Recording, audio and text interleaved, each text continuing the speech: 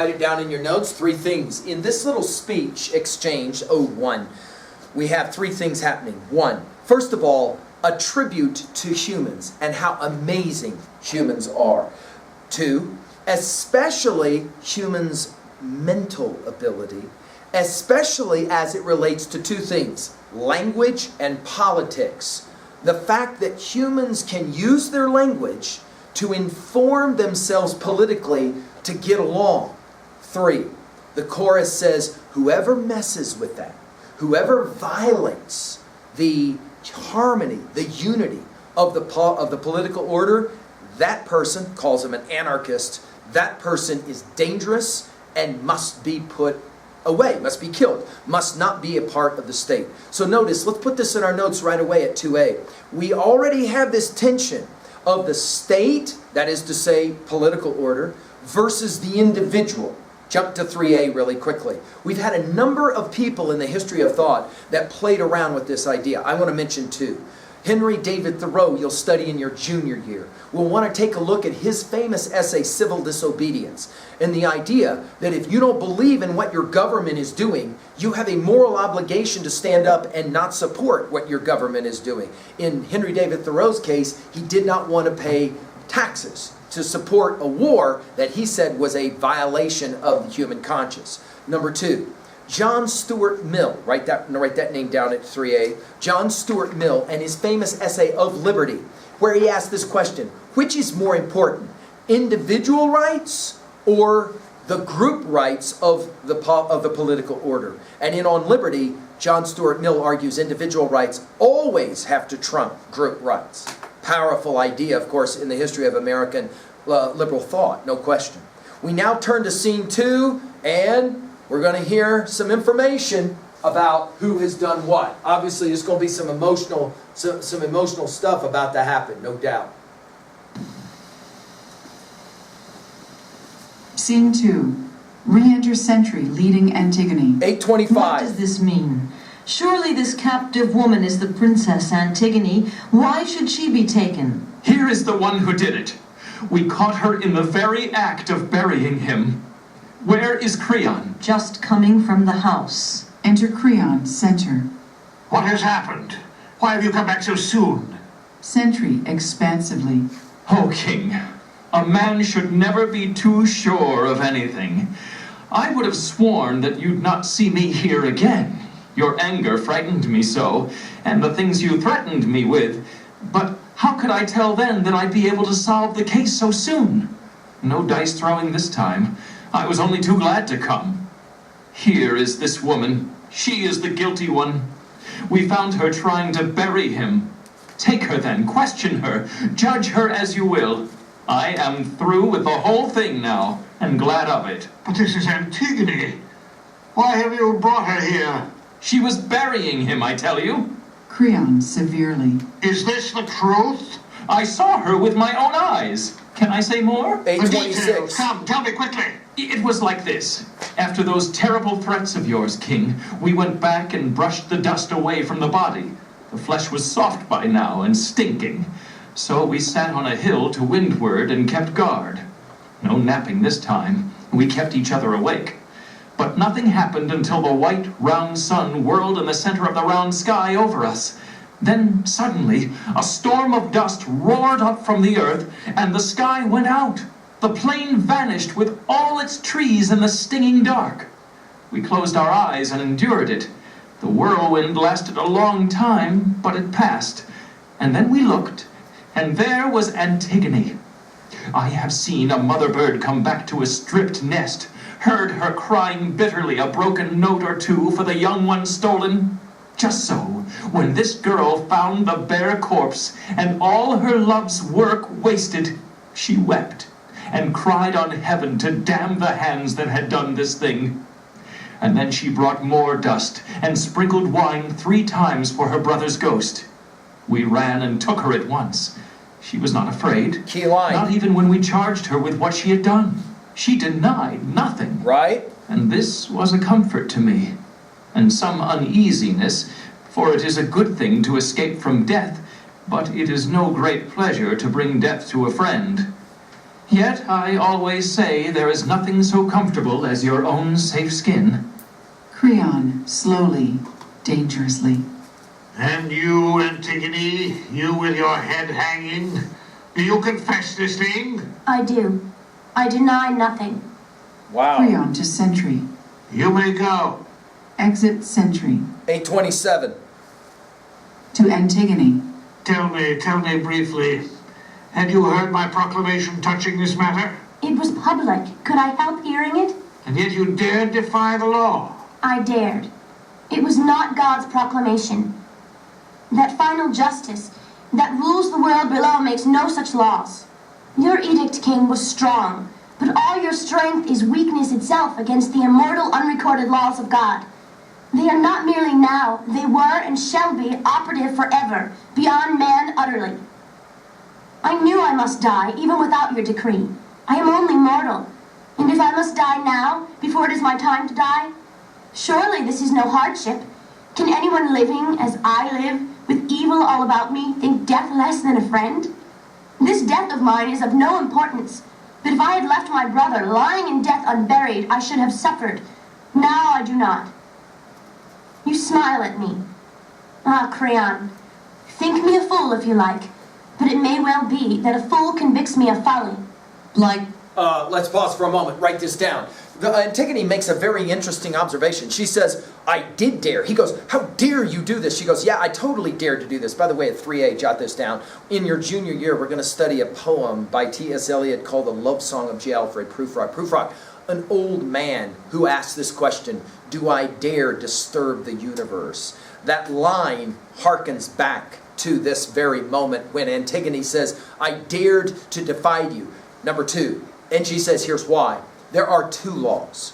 There is your law, which is human law, and there is a higher law, which is God's law. I must follow the higher law. Write this down at 3A. This is exactly the same argument that both Mahatma Gandhi as well as Martin Luther King Jr. made when they were both told, you cannot violate the law. And MLK Jr. said, Martin Luther King Jr. said, no, I'm following a higher law. You can take a look, and we'll study it in our junior year, Martin Luther King Jr.'s letter from a Birmingham jail. If you want to take a look, by the way, at this one, you can go to the junior folder on learnstrong.net and already begin to study it. Notice as well at line 80, she says, I should have suffered if I had allowed my brother's body to not go buried. This takes us back to Ismene's comment at the beginning of the play. We live a life of suffering. Antigone will say, you're going to suffer, but you better suffer for the right instead of for the wrong. And to that degree, she says, I did it. Let's put it in our notes. She's totally defiant. She has no interest, very Promethean. She has no interest in showing any fear at all to Creon. Now Creon's stuck. What do? Remember my student? When you walk up to the 5th grader and say, knock it off, and the 5th grader goes, oh, what? What do? Right? Well, I mean, at what point? Because obviously if you as a sophomore start wailing on some 5th grader and the police drive by, they're going to hold you responsible because you're the older party, aren't they not? Right? So now all of a sudden Creon is stuck. Let's watch how he tries to deal with this defiance. And clearly that's what it is defiance, isn't it? like father, like daughter, both headstrong, deaf to reason, she has never learned to yield. She has much to learn. The inflexible heart breaks first. The toughest iron cracks first, and the wildest horses bend their necks at the pull of the smallest curb. Tried. Hubris, A right? slave. This girl is guilty of a double insolence. Breaking the given laws and boasting of it. Who is the man here, she or I, if this crime goes unpunished? Sister's child, or more than sister's child, or closer yet in blood. She and her sister win bitter death for this. To servants. Go, some of you. Arrest Ismene. I accuse her equally. Bring her. You will find her sniffling in the house there. 828. Her mind's a traitor. Crimes kept in the dark cry for light, and the guardian brain shudders. But how much worse than this is brazen boasting of barefaced anarchy? Creon, what more do you want than my death? Nothing. That gives me everything. Then I beg you, kill me. This talking is a great weariness. Your words are distasteful to me, and I am sure that mine seem so to you. And yet they should not seem so. I should have praise and honor for what I have done. All these men here would praise me were their lips not frozen shut with fear of you. Bitterly. Ah, the good fortune of kings. Licensed to say and do whatever they please. You are alone here in that opinion. No, they are with me. But they keep their tongues in leash. 829. Maybe, but you are guilty and they are not. There is no guilt in reverence for the dead. But Eteocles, was he not your brother too? My brother too. And you insult his memory? Antigone, softly. The dead man would not say that I insulted. He would. For you honor a traitor as much as him. His own brother, traitor or not, and equal in blood. He made war on his country. Eteocles defended it. Nevertheless, there are honors due all the dead. But not the same for the wicked as for the just. Oh, Creon. Creon, which of us can say what the gods hold wicked? An enemy is an enemy, even dead. It is my nature to join in love, not hate.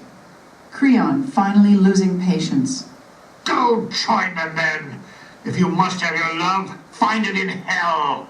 But see, Ismene comes. Enter Ismene, guarded. Those tears are sisterly. The cloud that shadows her eyes rains down gentle sorrow.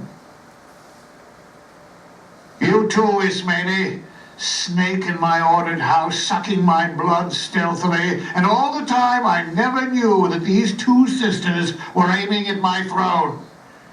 Ismene, do you confess your share in this crime, or deny it? Answer me. Yes, if she will let me say so. I am guilty. Antigone, coldly. No, Ismene, you have no right to say so. You would not help me, and I will not have you help me. But now I know what you meant, and I am here to join you, to take my share of punishment. The dead 830. man and the gods who rule the dead know whose act this was. Words are not friends. Do you refuse me, Antigone? I want to die with you. I too have a duty that I must discharge to the dead. You shall not lessen my death by sharing it. What do I care for life when you are dead? Ask Creon. You're always hanging on his opinions. You are laughing at me. Why, Antigone? It's a joyless laughter, Ismene. But can I do nothing? Yes, save yourself. I shall not envy you. There are those who will praise you. I shall have honor too. But we are equally guilty. No more, Ismene. You are alive, but I belong to death. Creon, to the chorus. Gentlemen, I beg you to observe these girls. One has just now lost her mind. The other, it seems, has never had a mind at all. 831. Grief teaches the steadiest minds to waver, King. Yours certainly did when you assumed guilt with the guilty. But how could I go on living without her? You are. She is already dead. But your own son's bride. There Uh-oh. are places enough for him to push his plow. I want no wicked women for my sons. Oh, dearest Timon, how your father wrongs you. I've had enough of your childish talk of marriage. Do you really intend to steal this girl from your son? No. Death will do that for me. Then she must die. Creon, ironically. You dazzle me. But enough of this talk. To guards. You there, take them away and guard them well. For they are but women, and even brave men run when they see death coming. Exit Ismene, Antigone, and guards. All right, let's pause for a moment now and take a couple of quick annotations. Notice the exchange between Creon and Antigone. Let's say three things about this one. One, Creon right away is ready to go at Antigone with the "I can't believe you actually did this." He can't believe how defiant she is, very much like Prometheus. How defiant she is. She's like, yeah, I did it, but the reason that I did it is because your law is wrong. His response is, whoa, whoa, whoa, what do you mean wrong? I'm the king. I'm the leader. I make the rules. You have to follow the rules because of power. Let's say, notice that Creon also sees himself as male and, of course, Antigone as female. And because of the patriarchy, as we've talked about it many times, this notion that it is the right of men to tell women what to do. You'll remember that in reverse, that's what Ismene said early in the play. Men make the laws and we have to just go along with it. Speaking of Ismene, number 2, notice she shows up. And she is ready to say she is guilty. I am a part of this. Notice Antigone. Immediately Antigone's response is, no. She's defiant. No. I asked you to help me. You didn't want to help me. You don't get to take part in this now. You have to live with your shame. I am ready to die with my honor. Ismene's like to her sister, are you serious with me right now? Why can't I die with you so we can die as sisters? Ostensibly, Antigone will say to Ismene, you are not my sister anymore. Note the irony of this. Antigone, willing to die to bury the brother's body, but will now show disrespect to her living sister. A very complex character, Antigone, here we have. Notice, this is not so easy. Why doesn't she show some attention, some concern, some love to her sister? She just talked about the power of love for her dead brother, but she doesn't want to show love to her sister. Put this in your notes. Often, when we meet this scene, we are reminded of what Freud, the great psychiatrist, had to say about the death wish. It seems as if some humans want to invite death. Why is Antigone so excited to invite death? Finally, number 3. There's a mention made, notice on page 831, Ismene says it, but your own son's bride? And for the very first time, the audience goes, oh, no way. Creon has a son named Haemon. Haemon and Antigone are betrothed. Did you see what Creon said back at line 176? There are places enough for him to push his plow. Excuse me? Are you serious with me right now? Notice he says, I want no wicked woman for my sons. Whoa! Of course, this is disturbing language on a number of counts, but notice where Creon is headed. My son will not marry this woman. Whoa. 2 things. It's clear Creon knows that Haemon and Antigone are a thing, and he does not care. So now we're going to have another kind of challenge for Creon. He will not only have a woman and his relation, Antigone, challenging his rule, but he's going to have to deal with his son, Haemon, who's going to show up and say, 2 things, Dad. I love you, but you're an idiot. This is a bad decision all the way around. The people agree with Antigone. By the way, that's what she said. Only she said the only reason they don't speak out is because they're afraid, they're scared. Notice this is a play about power and speaking directly to power. And what's the right way to speak directly to power? For Antigone, it's directly. For Ismene and for the chorus, it's kind of maybe more circuitously. But for Antigone, she's like, nope, you got to speak directly to this kind of conceit and use of misuse of power. And she's going to go directly at it. I'm on page 831 now. We will go to Ode 2. The chorus is starting to get a little bit worried about what's about to happen. We already are recognizing we got a serious tragedy about to unfold. Let's take a look at the chorus now. Ode 2, Strophe 1. Fortunate is the man who has never tasted God's vengeance. Where once the anger of heaven has struck, that house is shaken forever. Damnation rises behind each child like a wave cresting out of the black northeast. When the long darkness under sea roars up and bursts drumming death upon the wind-whipped sand. Antistrophe 1. I have seen this gathering sorrow from time long past loom upon Oedipus's children. Generation from generation takes the compulsive rage of the enemy god. So lately this last flower of Oedipus's line drank the sunlight, but now a passionate word and a handful of dust have closed up all its beauty. Strophe 2. What mortal arrogance transcends the wrath of Zeus? Sleep cannot lull him, nor the effortless long months of the timeless gods. But he is young forever, and his house is the shining day of high Olympus. All that is and shall be, and all the past, is his. No pride on earth is free of the curse of heaven. Antistrophe 2. The strange dreams of men may bring them ghosts of joy, But as they drowse, the waking embers burn them. Or they walk with fixed eyes as blind men walk. But the ancient wisdom speaks for our own time. Fate works most for woe with folly's fairest show.